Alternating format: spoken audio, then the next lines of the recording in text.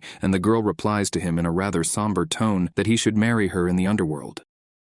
And the protagonist is obviously quite startled, asking her what she means by getting married, and then Hong Ye points at him and answers him, saying that she and he are going to sign a soul contract for them to get married in the underworld, and the protagonist gets a bit nervous hearing that, telling Hong Ye that he's a decent guy, and he wonders how he could get married, and even if they tie the knot, they still have to do humiliating things to prove the relationship, and asks her if he's not sure about that. And Hong Ye answers the protagonist, saying that there's one thing, she can't wait any longer, and the protagonist gets very scared of her, and suddenly a red-colored energy comes out of her body and goes straight into the protagonist's body, making him scream a lot at that moment. And suddenly that energy starts to access, and Hong Ye hugs the boy. Lin Zhao thinks that his head is hurting. Then we see what was in Hong Ye's mind about the god of evil going into the world and the blood drawn by the same person. She was holding her gigantic sword, and Mi Kui is defeated, and it seems that this had happened 10 years ago and has been reincarnated into the world. And the protagonist thinks and wonders at the same time if that is the memory of Hong Ye's past life, and he also thinks that he is very tired. Then the scene changes to the Lin's house, and it was already morning. The little sister calls her brother, saying that the coffee is ready. She knocks on the door of the protagonist's room and said that he had slept so much yesterday that she didn't even have the courage to wake him up so he could eat. And I'm the protagonist in bed, she replies, saying that he knows, and at the same time he gets up, and he thinks at the same time wondering why Red Teeth had disappeared again. That's how he referred to Hong Ye. And he continues thinking at the same time wondering, shouldn't a newlywed have a bachelor party, because he hadn't even done it yet, and also, he wonders what had happened in her past life, and also if he had the opportunity in the future, he should ask her, who clarifies everything for him. And then he gets a little bored right after waking up, thinking that today, again, is the day to go to Kanglin High School to separate from Shio. Then we see the streets of the city, where everyone is doing what they should be doing with their lives, and then the little girl with the pink hair tells her brother that she didn't want him to go out, and with a very affectionate tone, the protagonist responds to his little sister, calling her a silly girl and explaining that it's not like he's going out, and tells her that he's going to see her on vacation and asks her if everything is all right. And the girl is a little reluctant at that moment, and the young protagonist thinks and wonders at the same time why that girl is so attached, and unfortunately he doesn't know the situation at Kanglin College, and he can't take her with him yet. So he grabs the girl's hair, telling her not to worry because he'll be back to see her, and then the driver appears, saying that it's already very late and tells the protagonist to get on the bus. The protagonist is visibly apprehensive at that moment, asking the driver to calm down, telling me that he's already getting on, and after he gets on the bus, he quickly goes to the window, waving to the girl and asking her to take care of herself and that he'll visit her soon. And the girl says goodbye to her brother, and at that, she gets a smile on her face, thinking that she doesn't need her brother to visit her because she goes to her brother herself. Then the scene changes to Kanglan College, and several people are entering that college. The protagonist looks at that college with a glimpse. He thinks that Kanglan College is really luxurious, and the most important thing for him are the women, who are quite beautiful. An endless supply of beautiful women for him in that place. He laughs a lot just thinking about it, but at the same time he thinks there's a catch. The beauty can be appreciated later because his main priority now is to present himself for admission, and at that, he wonders who his mentor will be. And at that, the scene changes to the college admission hall. The girl who had appeared earlier was very angry. She slammed her hand on the table and said that she didn't care. She just wanted the best heat in that room. And at that, one of the guys was indignant, asking her what made her so confident, and asked if it was because she was a great woman. And then the other boy next to him said that he was sure, because having big fruit means that you can do whatever you want in this world. And then the red-haired girl girl, with her cigarette in her mouth, asked for forgiveness and said that anyone who has big fruit can do whatever they want. She'd confirmed what those boys thought until Lin was passing by, and then the boy asked if he was Lin. And then the protagonist, posing, grabbing his hair, says that his name is Lin Zhao. And then with a smile on his face, he asks the boy what he could do for him. And everyone gets very excited because for them, that was Lin, the unusual freshman. But they weren't there just to admire the protagonist. They were there to convince him, and suddenly, a terrible commotion broke out in the place. One of the boys asked Lin to come and be his student and said that he would get the best pills if he worshipped him. And then the other boy says that he has many trainees. It's a variety that's enough to make him fly. And the boy also makes it clear to the protagonist that he would also have an extra sister to accompany his privilege of learning. And then the other boy tells the protagonist to go to him because he has good cons there and he doesn't know if that's right. While the other boy says that he is very short and he is different, he could make a live for Lin Zhao to inform the whole school about his beauty and make him the star of tomorrow. The men were desperately fighting over the young protagonist, and the woman was analyzing everything that was happening right in front of her without saying a word. Things were so intense, to the point that the poor young protagonist received a lion killer from one of the boys, and in complete desperation, the protagonist asked them not to fight and said that they would talk about it and that they shouldn't force him. And in the heat of the moment, a boy with dark brown hair tells Wang that he shouldn't even think that he doesn't know his two brushes, and continues, saying that not to mention the best pills, saying that Wang can't even have a little pill, and asks if he's right about that. So he'd like to know why he wants Lin to follow him, and the boy becomes enraged at that moment. He tells the boy not to talk about him, and says that the boy is a failure, and also asks if he really hopes to find a sister for Lin, and suddenly, they start fighting. There's juice everywhere, and some students think that today should be divided between winners and losers, and the protagonist sees all that happening in front of him, says to himself that as expected at Kanglin College, the school style is tough, until the redhead approaches him, calling him by name and saying that he's a handsome man, and the protagonist doesn't understand anything at that moment. And then the redhead, cigarette in hand, introduces himself to Lin Zhao, saying that she is instructor Zhang Lin, and she asked why he doesn't go to her room, and the protagonist, seeing Zhang Lin, thinks that she has huge fruits, and that some boys arrive telling Zhang Lin not to even think about stealing their trainees, and that the other boy tells Zhang Lin not to go near him, and the redhead tells the protagonist not to listen to those guys because they're nothing but losers, and the protagonist stares at her with hearts in his eyes, completely in love with her, and Zhang Lin doesn't understand why he's like that and thinks the boy is a bit strange. At that, the protagonist comments that the mentor is so beautiful, and at that moment, Zhang Lin tells the protagonist that as long as he worships her as a teacher, she will let him sleep in the best dormitory, and then she will give him special benefits, and the boys hearing her say that are completely indignant. They think Zhang Lin is a despicable teacher, and at that moment, the protagonist comments that her mentor is the greatest, and asks her to accept his reverence, bowing in front of that redhead who has a very large plot protection, and she keeps smiling, apologizing to the boys and saying that it's all down to her. The red-haired teacher just walks up to the young protagonist and gives him a kiss on the forehead, saying that when he comes back, he has to practice well, absolutely, and he shouldn't dishonor her, and the protagonist practically laughs inside, thinking that it smells good, and then, with a completely psychopathic look, Zhang Lin tells the protagonist that if he shames her, she'll tear him to pieces, and the protagonist goes into shock, telling his teacher that he had understood perfectly, and, at that moment, Yang Yi didn't like what he was seeing at all. The protagonist thinks that the school has a nice atmosphere and he doesn't believe in separate dormitories. He thinks about the garden, that grass, and he thinks it's heavy and it would be nice to play with the women there. That's all he imagined, and he thinks it's very nice.